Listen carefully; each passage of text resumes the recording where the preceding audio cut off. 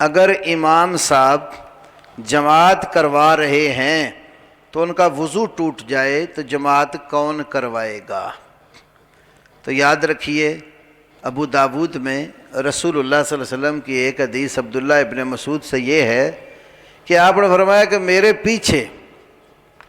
لیالیانی منکم اولو الاحلام و ذوی النہا، پختہ عقل والے اور سیانے بندے وہ میرے پیچھے کھڑے ہوا کریں، یعنی امام کے پیچھے پڑھے لکھے عقل مند اور سیانے لوگ کھڑے ہونے چاہیے۔ کیوں؟ اس کی شرح میں امام خطابی رحمہ اللہ نے لکھا ہے، اس لیے کہ بعض اوقات امام صاحب کو کوئی حادثہ پیش آ سکتا ہے تو یہ اس کی نیابت کر سکیں۔ اگر امام کو یہ حادثہ پیش آ گیا کہ دوران نماز ہوا نکل گئی، وضو ٹوٹ گیا،